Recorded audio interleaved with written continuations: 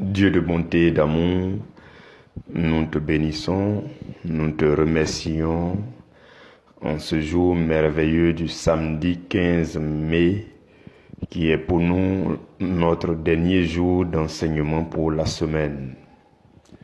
Dieu éternel, nous te sommes reconnaissants. Oui, merci pour ton grand amour, merci pour ta proximité de plus en plus intime avec chacun de nous. Seigneur, depuis le début de cette semaine, c'est toi qui as été au contrôle. Ton esprit a été à l'œuvre afin d'ensemencer en chacun de nous la semence incorruptible de la parole.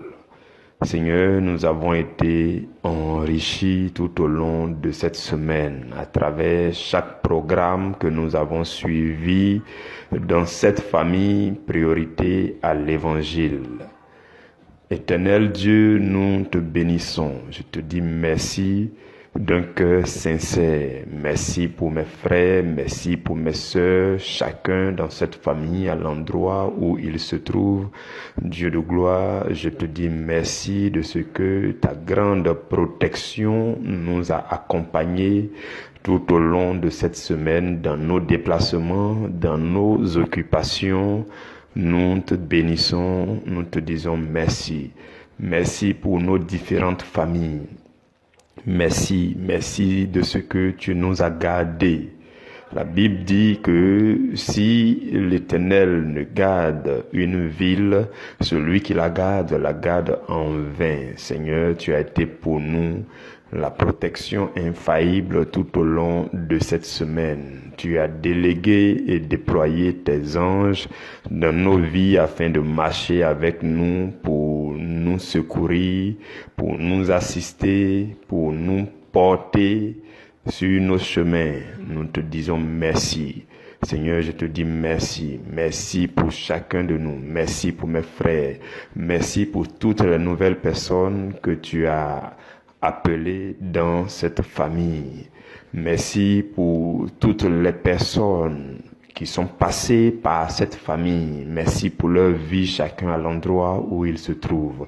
Merci Seigneur pour toutes ces personnes qui rejoindront encore cette famille en aussi grand nombre où tu les appelleras. Nous te bénissons, nous te disons merci pour ton amour, merci pour ta bonté, merci pour ton esprit, merci pour le nom de Jésus qui est pour nous la puissance qui régit nos vies. Le nom de Jésus règne dans nos cœurs, dans nos pensées, sur nos lèvres, dans nos actions, dans nos propos, et c'est ce qui nous donne l'assurance de jour en jour. C'est ce qui augmente en nous la foi. C'est ce qui fait que notre foi est de plus en plus vivante. Nous te bénissons, nous te magnifions, nous te célébrons, toi qui nous as prédestinés à vivre ces moments de joie, à vivre à la gloire de Jésus, à l'image de Jésus. Nous te disons merci, nous te magnifions. Merci, Roi de gloire. Seigneur, nous sommes là encore en ce dernier jour de la semaine et nous avons vraiment besoin de ton esprit. Je prie, Seigneur, au nom de Jésus-Christ, que ton esprit rejoigne chacun de nous. Oui, je prie que ton esprit rejoigne le cœur de chacun de nous à l'endroit où il se tient en train de suivre ce message.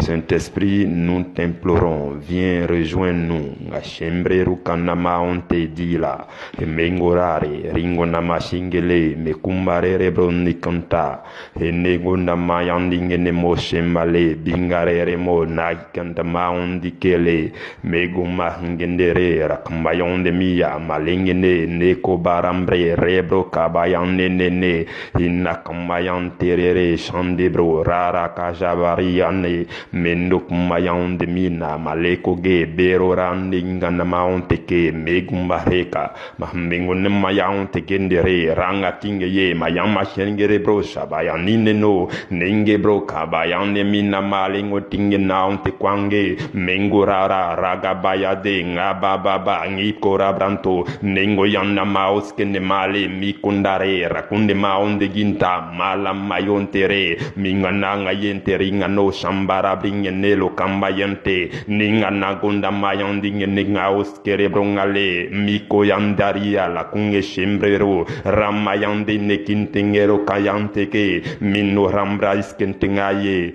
Merci Saint-Esprit pour ta présence. Merci de prendre toutes choses maintenant sous ton contrôle. Merci de guider ce moment. Merci de nous enseigner. Merci de nous illuminer. Merci de nous fortifier. Merci de nous relever. Merci de nous restaurer. Merci de nous remplir de force et d'assurance. Merci Seigneur d'être là continuellement au nom de Jésus-Christ. Amen. Bien-aimés frères et sœurs, nous continuons avec la deuxième partie de notre sous-thème d'hier. La deuxième et la dernière partie, nous la ferons aujourd'hui. Le sous-thème, c'est comment se recharger régulièrement de la force d'obéissance. Comment se recharger régulièrement de la force d'obéissance. Hier, nous avons commencé avec la première partie. Aujourd'hui, nous faisons la seconde partie et nous allons nous appuyer sur 1 Pierre chapitre 1, le verset 23. 1 Pierre chapitre 1, verset 23. Je nous lis la parole du Seigneur.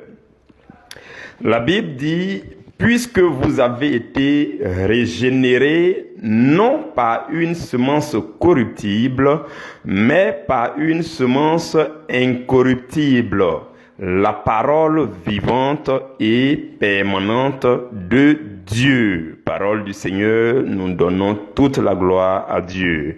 Bien-aimés frères et sœurs, l'apôtre Pierre dit que vous et moi, qui sommes chrétiens, qui mettons notre foi en Jésus-Christ pour le salut éternel, nous avons été régénérés. Et qui dit régénérer fait penser à recharger. Notre sous-thème dit comment se recharger régulièrement. Et l'apôtre Pierre dit que nous avons été régénérés. Il y a quelque chose qui nous a régénérés et qui peut encore nous régénérer si nous en avons besoin. Si nous sentons le besoin d'être rechargés, d'être renouvelés, d'être restaurés à l'intérieur, si nous avons le sentiment d'être vide et que nous avons besoin d'être régénérés, il y a quelque chose qui peut encore nous restaurer et nous recharger. L'apôtre Pierre poursuit pour dire que ce n'est pas par une semence corruptible. Non, ce n'est pas... Vous voyez, quand la Bible parle de semence, tout de suite, j'espère que vous comprenez qu'il s'agit de la parole. Quand vous lisez la parabole du semeur dans Matthieu 13, lorsque Jésus expliquait la parabole, il dit la semence, c'est la parole de Dieu. Donc toutes les fois où vous allez entendre parler de la semence dans les Écritures, cela fait tout simplement allusion à la parole de Dieu. Et c'est ce que l'apôtre Pierre précise ici, puisque dans la suite du verset, il dit non pas une semence corruptible, mais par une semence incorruptible, par la parole vivante et permanente de Dieu. Par quoi? Par la parole vivante et permanente de Dieu. Donc, mes frères bien-aimés, je voudrais commencer par nous dire que, en fait, ce n'est pas autre chose qui va nous régénérer. Ce n'est pas une autre semence qui va nous régénérer. Non. Ce n'est pas les paroles douces des hommes. Aucune parole d'aucun homme sur cette terre ne peut vous restaurer dans votre homme intérieur. Non. Aucune parole n'est suffisamment agréable. Aucune parole n'est suffisamment douce. Aucune parole n'est suffisamment magnifique, majestueuse, agréable pour vous restaurer dans votre homme intérieur. Non. Voilà pourquoi Dieu prend soin de nous dire, ne vous confiez pas en l'homme, dans les narines duquel il n'y a qu'un souffle. Il faut mettre plutôt toute votre confiance en Dieu, parce que la satisfaction totale, le fait d'être comblé dans votre homme intérieur, cette ressource-là ne viendra que de Dieu. Frères et sœurs, lorsqu'un homme vous dit « je t'aime », ça n'a pas la même envergure, ça n'a pas le même impact que lorsque Dieu vous dit « je t'aime ». Je ne sais pas si vous avez déjà réalisé, lorsque au milieu de vos difficultés, au milieu de vos détresses, au milieu de vos moments d'affliction, vous sentez, vous réalisez, vous comprenez, vous prenez conscience que Dieu est avec vous et qu'il est en train de vous dire « ma fille, mon fils, je t'aime ». Cela restaure beaucoup plus et totalement votre homme intérieur par rapport à toute parole des hommes. Si vous prenez l'histoire de Job, vous verrez que Job, au milieu de ces moments de détresse, lorsque Job avait tout perdu et qu'il était en train de se plaindre, la Bible dit que des amis de Job sont venus rendre visite à Job. Et ces amis-là ont commencé à réconforter Job. Ils ont commencé à donner des conseils à Job. Ils ont donné à parler à Job. Mais comme ils parlaient de la part d'eux-mêmes, comme ils ne parlaient pas sous l'inspiration de Dieu, ils ont parlé, matin, ils ont parlé, le soir, ils ont passé tout le temps à parler, mais cela n'a eu aucun impact sur Job. Jusqu'à ce que, à partir du chapitre 31 ou 32 par là, lorsque un jeune homme va se lever et il va commencer à s'adresser à Job de la part de Dieu. Ce jeune homme s'appelle Elihu. Elihu va prendre la parole pour dire à Job, non, ce n'est pas l'âge qui fait la sagesse. Tes amis vieillards t'ont donné des conseils, ils t'ont parlé, ils se sont adressés à toi, ils ne t'ont pas soulagé. Mais moi, le jeune homme Elihu, je veux te parler de la part de Dieu. Et il a dit à Job, tiens-toi bien parce que ce n'est pas moi qui vais parler, c'est l'Esprit de Dieu qui parle en moi. C'est Dieu qui va s'exprimer pour te parler. Et Elihu a commencé à reprendre Job. Il a commencé à parler à Job. Il a commencé à parler de la part de Dieu. Et les paroles que Job avait entendues, il n'avait jamais entendu de pareil. Et c'est ce qui a restauré la vie de Job. Ça a restauré l'âme, l'esprit de Job depuis son intérieur jusqu'à son extérieur. De telle sorte que par la suite, vous lirez que Job a tout récupéré. Dieu a restauré tout ce que Job avait perdu. Pourquoi? Parce que c'est la parole de Dieu qui s'est adressée dans la vie de Job de la part du jeune homme Elihu. Vous comprenez? Donc, lorsque c'est Dieu qui vous dit, ma fille, je t'aime, je veux aller avec toi, je veux marcher avec toi, ressaisis-toi, calme-toi, parce que je veux prendre toutes choses en charge, c'est moi qui t'ai créé, c'est moi qui t'ai envoyé en mission sur la terre. Tu n'es pas né brusquement. Non, c'est moi, Dieu, qui ai fait le calcul pour que tu sois né. Donc reste tranquille, tu bouges trop là. Tu es trop turbulent, il faut te calmer. Lorsque Dieu vous parle ainsi, mes frères et mes sœurs, cela signifie qu'il faut vous calmer, il faut vous ressaisir. Parce que c'est lui qui a dit, il dit, je ne t'abandonnerai pas, je ne te délaisserai pas. Et à chaque instant dans les Écritures, il passe son temps à te dire, ne t'inquiète de rien, que ton cœur ne soit troublé, sois sans crainte, et ainsi de suite. Frères et sœurs, c'est Dieu qui nous le dit, parce que c'est lui seul qui peut nous restaurer, nous refaire, nous régénérer. Vous avez compris. Donc les paroles des hommes, tout ce que vous allez lire dans les romans, dans les revues, je ne sais pas, les gens les plus romantiques de ce monde, ça ne peut pas restaurer votre âme. Vous n'allez pas sentir la satisfaction. Vous ne serez pas comblé dans votre homme intérieur. La seule chose qui peut vous restaurer, vous régénérer, vous recharger, c'est la semence incorruptible de la parole de Dieu. Vous avez compris? Alors, Ce fut juste un commentaire général de notre passage, c'est en quelque sorte mon introduction. Maintenant, je vais nous dire aujourd'hui, suivez-moi encore très bien s'il vous plaît, je vais nous dire aujourd'hui trois choses, c'est deux choses en réalité, mais il y a une troisième chose qui va s'adjoindre encore. En plus des deux choses que nous avons vues hier nous avons vu que il y a deux choses qui peuvent commencer par vous restaurer si vous les pratiquez, qui peuvent commencer par vous recharger, qui peuvent commencer par vous régénérer si vous les pratiquez. La première chose, c'était la repentance sincère. Et la deuxième chose, c'était l'adoration. Donc, ce sont ces deux choses qu'on a vues hier. Aujourd'hui, nous allons voir d'autres choses qui vont nous aider à nous recharger régulièrement et continuellement de notre force intérieure, notre force qui nous aide et qui nous conduit dans l'obéissance. Vous avez compris. La première chose pour aujourd'hui, c'est le fait de se remettre à la disposition de Dieu. Je vais vous expliquer. Suivez-moi très bien. Hier, nous avons dit qu'il faut la repentance. Par la suite, il faut adorer Dieu, ainsi de suite. Aujourd'hui, frères et sœurs, ce que nous devons aussi faire, qui est la première des choses, c'est le fait de se remettre à la disposition de Dieu. Je veux m'expliquer. Tu t'es repenti. En fait, j'ai commencé à parler de ça hier, vous allez comprendre. Tu t'es repenti. Tu as dit, Seigneur, je suis fatigué de ce fardeau.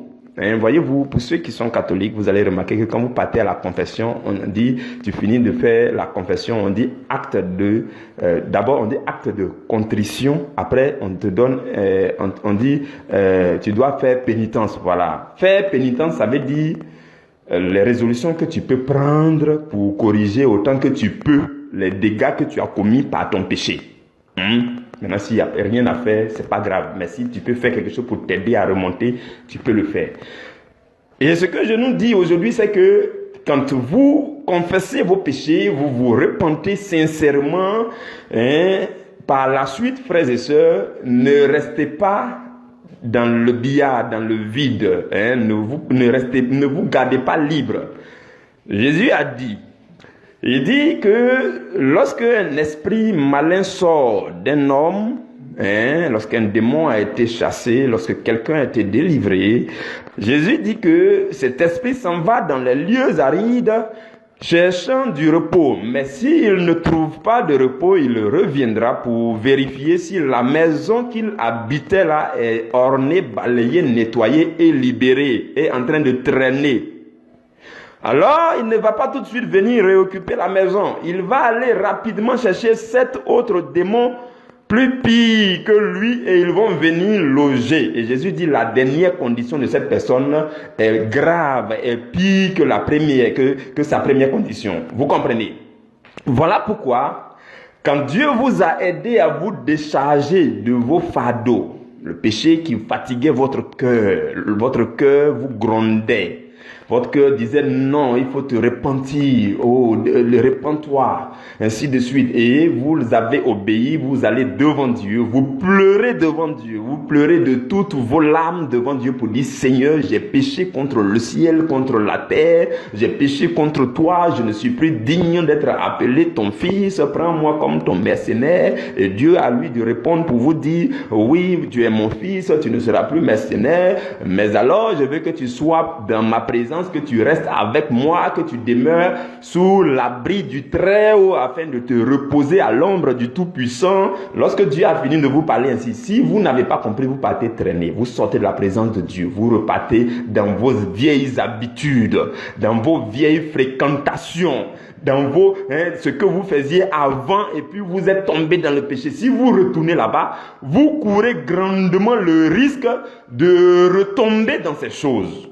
Voilà pourquoi la chose à faire, qui est la chose suivante, c'est de se remettre à la disposition de Dieu, de dire à Dieu, je veux rester là. C'est parce que j'étais trop turbulent, tu voulais m'attraper et puis je vais loin, j'étais turbulent, donc j'étais échappé, j'étais allé là-bas, voilà pourquoi j'ai subi tout ce que j'ai subi. Maintenant, je veux demeurer à l'abri du Très-Haut, je veux rester là, je veux rester proche de toi, je veux rester à tes côtés. Seigneur, je veux rester là, ô roi de gloire, je ne veux plus aller loin de toi. Et alors, tu prends des résolutions fermes pour faire ce qu'il faut faire, pour demeurer chaque jour continuellement dans la présence de Dieu, pour rester accroché à Dieu, par la méditation de la parole, par les temps de prière.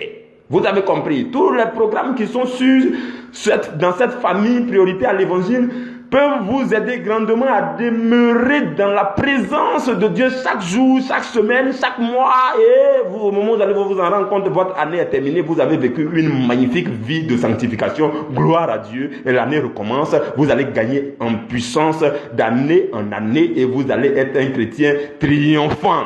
Vous avez compris. Donc la chose à faire, c'est de dire, Seigneur, je reste là. Je veux faire ce qu'il faut faire pour rester là. Je me mets à ta disposition. Je veux rester dans ta présence. Je veux marcher avec toi. Je ne veux plus m'échapper. Je ne veux plus m'évader. Je ne veux plus m'éloigner de toi. Non, Seigneur, montre-moi ce que je dois faire pour t'entendre chaque jour, pour t'écouter chaque jour, pour que tu me parles chaque jour. Parce que tu es le Dieu magnifique. Tu es le Dieu puissant. Tu es celui-là qui peut me refaire. Tu es celui-là qui peut me redonner la force. C'est toi qui me donnes l'assurance. Seigneur, je veux rester proche de toi. Je veux marcher avec toi. Je ne veux plus m'éloigner. Oh Seigneur, quand vous faites ça, cela vous aide à vous mettre à la disposition de Dieu, à rester avec Dieu. Vous avez compris. Donc ça, c'est la première chose importante, frères et sœurs, que nous devons pratiquer et dont je nous parle aujourd'hui. La Bible dit dans le psaume 51, au verset 12, la Bible dit, « Ô Dieu, crée en moi un cœur pur. Renouvelle en moi un esprit bien disposé. » Donc, ce n'est que dans la présence de Dieu qu'on peut avoir ce genre de désir profond. Seigneur, crée en moi un cœur pur. Si tu es loin de Dieu, il ne peut pas créer en toi un cœur pur. Si tu échappes à Dieu, que tu vas dans tes trucs bizarres, loin de Dieu, Dieu ne peut pas créer en toi un cœur pur. Ce n'est que dans la présence de Dieu que Dieu va te refaire. Il est le potier par excellence, le médecin par excellence. Il va te refaire, il va créer en toi un cœur pur. Il va renouveler en toi un esprit bien disposé à l'obéissance. Vous avez compris. Donc la première chose aujourd'hui, c'est de se remettre à la disposition du Seigneur pour lui dire, je ne vais plus aller loin de toi, je reste ici parce que les fois où je suis allé loin de toi, j'ai vu les conséquences. L'ennemi, Satan, le diable, il m'a chargé des fardeaux. Il a mis sur moi des fardeaux pesants. Et ça m'a fatigué. Je n'ai pas pu avancer dans la vie. Voilà pourquoi j'ai traîné. J'ai perdu des années. Désormais, je n'irai plus loin de toi. Je reste à côté de toi. Je reste à côté de toi. Parce que quand je suis allé loin de toi, il m'a malmené. Il a accroché sur moi une chaîne, un lien de péché. Il a mis des malédictions sur ma vie. Il a prononcé des malédictions, des sorts bizarres sur ma vie. Et j'ai souffert. J'ai perdu des années, 2 ans, 3 ans, 5 ans, 10 ans pour certains. J'ai perdu ces années. Oh Seigneur, quand j'étais loin de toi, j'ai souffert. J'ai pleuré jour et nuit. J'ai été malheureux, malheureuse. Satan m'a maltraité. Maintenant que je me suis réconcilié, je me suis repenti, je me suis confessé, je ne veux plus aller loin. C'est comme ça que le vrai chrétien, le chrétien sincère, c'est comme ça qu'il parle. Oui. Le chrétien sincère. Je ne sais pas quel type de chrétien vous voulez devenir. Quelle gamme de chrétiens, quelle catégorie de chrétiens toi tu veux devenir, je ne sais pas. Mais le chrétien qui désire, qui aspire à une vie de pureté, de sanctification, c'est comme ça qu'il parle à Dieu pour dire, je suis à toi, je t'appartiens. La Bible dit que nous ne nous appartenons plus à nous-mêmes, mais nous appartenons entièrement à Dieu. Ton esprit, ton corps, ton âme, entièrement, cela appartient à Dieu et doit demeurer dans la présence de Dieu, doit vivre continuellement dans la présence de Dieu. Vous comprenez? Si vous allez hors de la présence de Dieu, les conséquences, nous connaissons tous. Voilà pourquoi il est important de dire, Seigneur, je t'appartiens.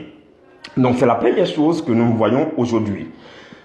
La deuxième chose, frères et sœurs, c'est de demeurer en Christ. Je vais mieux expliquer. Ça complète ce qu'on vient de dire.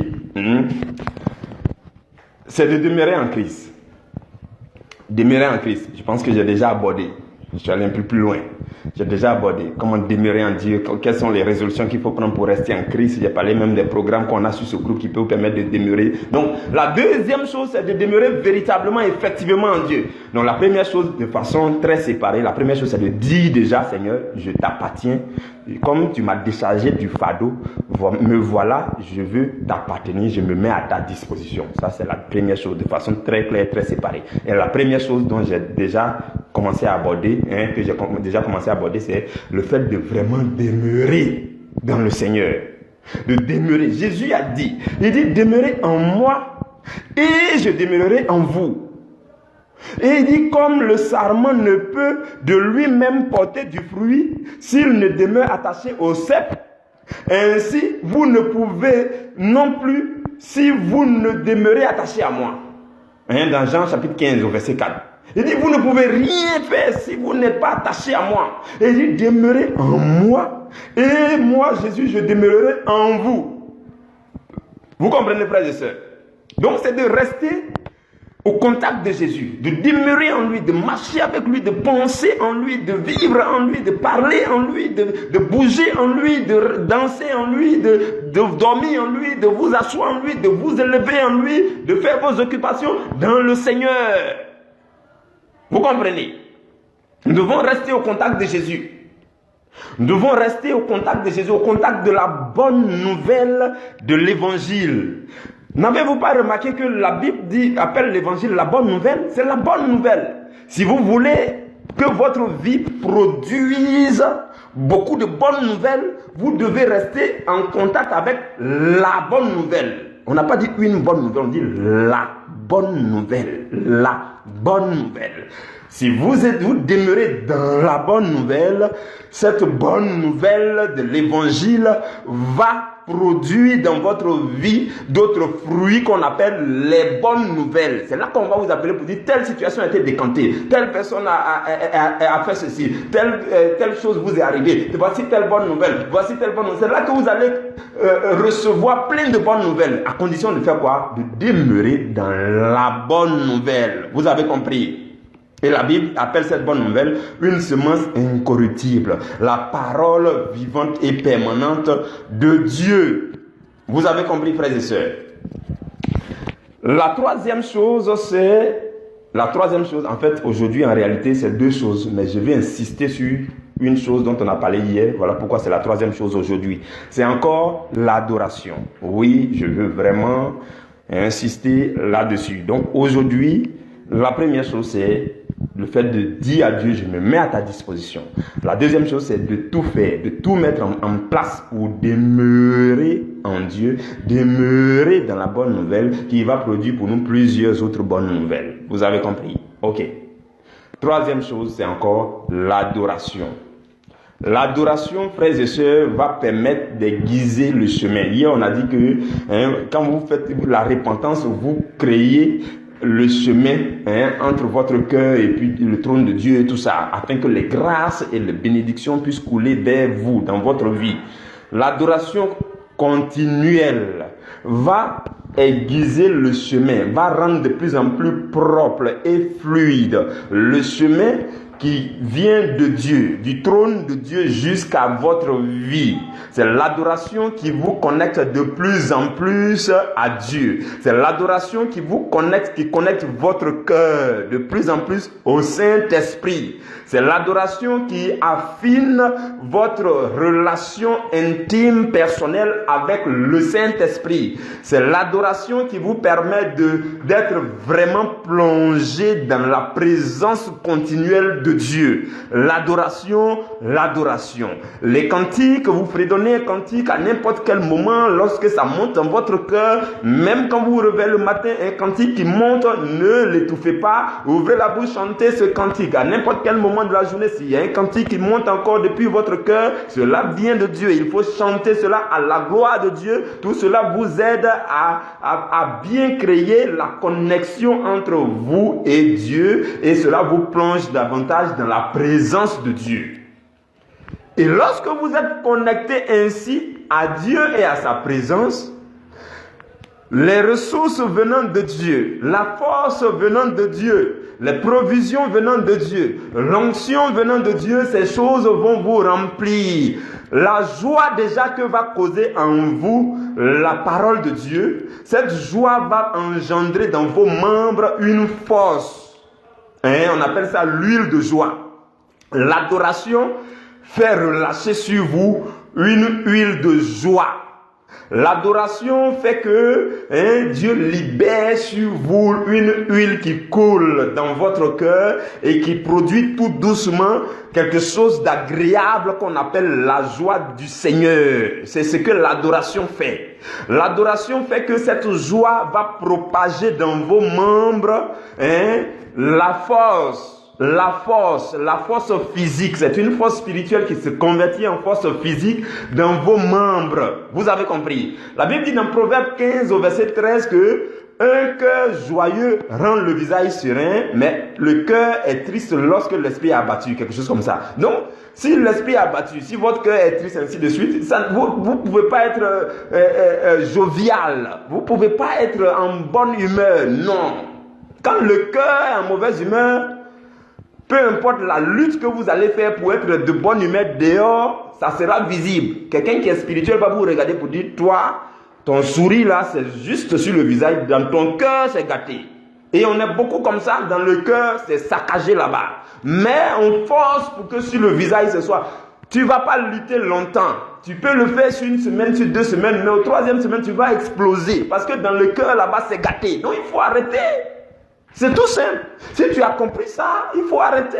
Il faut rentrer souvent dans les temps d'adoration. Souvent, ça peut être difficile au début. Comme je nous l'ai dit, la prière elle-même n'est pas chose facile. Il faut combattre d'abord les ennemis de la prière avant de rentrer dans la prière elle-même. Donc, ça peut être difficile au début, mais il faut foncer en implorant la grâce de Dieu. Seigneur, ta grâce sur ma vie. Seigneur, ta paix dans mon cœur. Seigneur, ta vie en moi. Seigneur, ta présence. Oh Seigneur, je te désire. Et si alors, à cet instant précis, le Seigneur vous dit, il y a tel péché que tu n'as pas confessé, tu dis, Seigneur, je te demande pardon, c'est toi que je veux, libère-moi, délivre-moi de ce péché, je regrette ce péché, j'ai du remords, j'ai du dégoût pour ce péché, Seigneur, je veux toi, je veux être proche de toi, débarrasse-moi. Donc quand tu te confesses au fur et à mesure, tu avances. On avait dit que la prière consiste à quitter dans le domaine de l'environnement physique, le corps, tout ça, pour aller jusque dans la partie intérieure qu'on appelle le lieu saint, et pour pousser un peu plus loin encore, pour aller jusque dans le lieu très saint.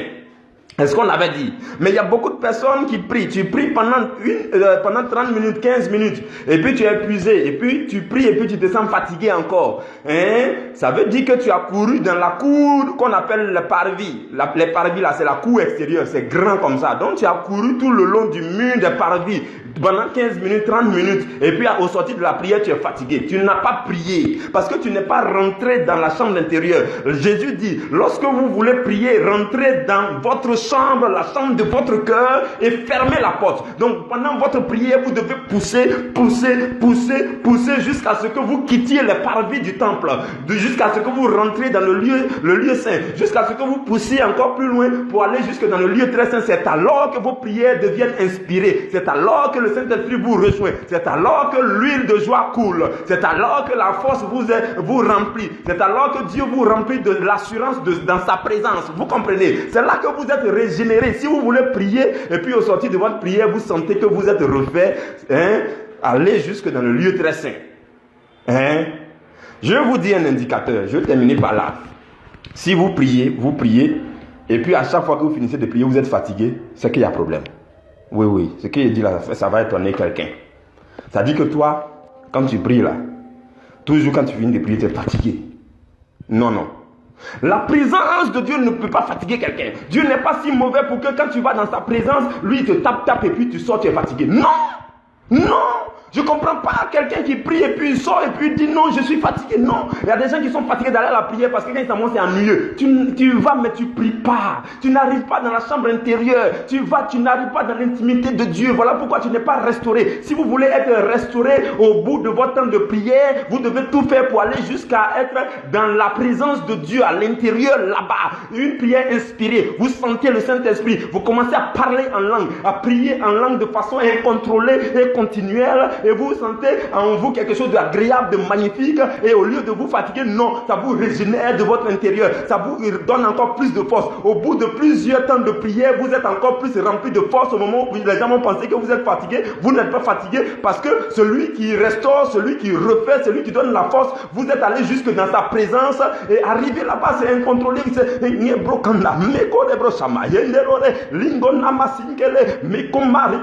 Vous avez laissé le domaine de l'intelligence, vous avez laissé le domaine du physique, vous êtes allé plus loin pour entrer dans le domaine du spirituel. Votre prière est inspirée et votre prière vous recharge, votre prière vous remplit de force, votre prière est bénéfique. Si vous avez expérimenté ça, vous allez aimer la prière. Si jusqu'à aujourd'hui, toi qui m'entends, tu n'aimes pas la prière et que la prière te fatigue, c'est que tu n'es pas encore arrivé loin. Il faut continuer à lutter. Et oui, je te conseille de continuer à lutter. Il faut combattre surtout les ennemis de la prière. Tout ce qui t'empêche de prier, quand tu veux prier, tu veux aller plus loin. La fatigue te dit non, mais il faut dormir un peu. Hein? Non, le corps que tu as là, ce n'est pas Dieu qui a crié. Dieu veut que tu lui donnes ton corps dans la prière. C'est Dieu qui t'envoie en vie sur la terre. Dieu là, il ne va pas prendre ton corps pour aller fatiguer ça dans la prière. Dieu est suffisamment bon pour aller te taper dans la prière. Si tu lui donnes vraiment ton corps dans la prière, il va restaurer ton corps avant que vous vous libériez. Mais tu n'y arrives pas, tu te déballes jusqu'à tu n'arrives pas dans la présence de Dieu et puis tu ressors. Voilà pourquoi tu sors de la prière fatigué. Mais si tu forces et que tu te donnes totalement à Dieu pour dire le sommeil, non. La dernière fois, il nous a dit, quand Jésus a envoyé ses disciples pour aller chercher l'ânon, pour dire envoyer l'ânon, je vais m'asseoir dessus. Quand Jésus leur a dit, si vous partez que quelqu'un parle, dites-lui, le Seigneur en a besoin. Donc si vous voulez prier, aller en profondeur et que la fatigue vous dit non, il faut dormir, tu dis le Seigneur a besoin de moi.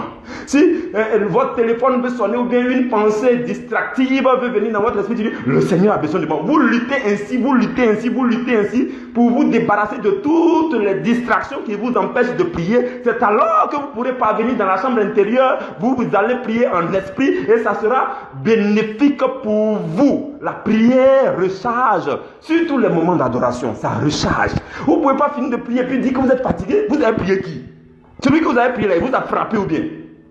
Je ne peux pas comprendre. Le Dieu qu'on prie, il ne nous frappe pas dans la prière, il ne nous tape pas. Donc, d'où vient-il que tu finis de prier puis tu as des courbatures? D'où vient-il que tu finis de prier puis tu es toujours fatigué? Non!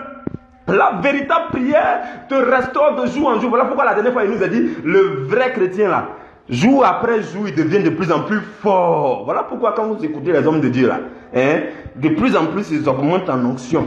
Ils ne vont jamais diminuer parce que la vie, Dieu a fait la vie de telle sorte que pendant que le corps est en train de vieillir, l'homme intérieur grandit. Ah, je ne sais pas si vous avez remarqué ça. Dieu a fait la vie de telle sorte que pendant que votre corps vieillit, il faut que ce qui est à l'intérieur de vous, votre esprit, votre âme, resplendisse de plus en plus. Donc, quand vous voyez les gens là, ne pensez pas que quand ils vieillissent, les serviteurs de Dieu, quand vous les voyez là, quand ils vieillissent, quand leur corps vieillit là, c'est là que leur esprit grandit. Ils deviennent de plus en plus forts parce que c'est l'esprit de Dieu. Ça peut être la même chose pour toi, chrétien. Je te parle aujourd'hui pour que tu saches que Dieu t'a appelé pour te construire. Dieu t'a appelé pour te recharger. Dieu t'a appelé pour te donner la force. Dieu ne t'a pas appelé pour te détruire. Dieu est suffisamment bon pour te fatiguer dans la prière, pour te frapper dans la prière, pour te donner des courbatures dans la prière. Non. Dieu t'a appelé dans sa présence pour te refaire, pour te donner la force. Souvent, il dit aux gens, tu es fatigué, au lieu d'aller dormir, il faut aller prier un peu. Tu sors de la prière, tu es refait. Tu as oublié même le sommeil. Oui. La solution de la fatigue n'est pas seulement le sommeil. Je vous le dis aujourd'hui. Je ne sais pas si vous avez compris. La solution de la fatigue n'est pas seulement le sommeil. Non. Si vous avez sommeil, vous pouvez prendre 10 minutes, 15 minutes, 20 minutes, 30 minutes d'adoration. Vous allez voir que vous êtes refait. Et quand vous êtes refait, Dieu va vous permettre encore de faire d'autres actions pour lui, pour la journée. Et après, quand vous dormez bien, vous vous reposez bien, vous réveillez bien. Je dis souvent, on n'a pas besoin de dormir longtemps pour se reposer, mais on a seulement besoin de dormir le temps qu'il faut pour se reposer. Si c'est 1 heure que les conditions sont réunies, tu as allumé le ventilateur, la clim, et puis toutes les conditions sont réunies, et puis tu dors 1 heure, tu vas te reposer comme si tu avais dormi pendant 10 heures. Donc tu n'avais pas besoin de dormir pendant 10 heures pour te reposer. Il y a des gens qui dorment pendant 12 heures et ne sont jamais reposés. Frères et sœurs, comprenez ça aujourd'hui. Ces choses-là sont dans l'esprit et ces choses sont spirituelles et on en parle et c'est spirituellement qu'on en juge. J'espère que vous avez compris. Que Dieu vous bénisse. Je pense qu'on va s'arrêter là pour cette semaine. Que la grâce de Dieu demeure sur vos vies. La semaine prochaine, nous allons monter en puissance. Le thème de la semaine prochaine, c'est la maturité dans l'obéissance. Ça sera beaucoup plus fort. Que Dieu vous bénisse. Excellent week-end sur vous. Au nom de Jésus. Amen.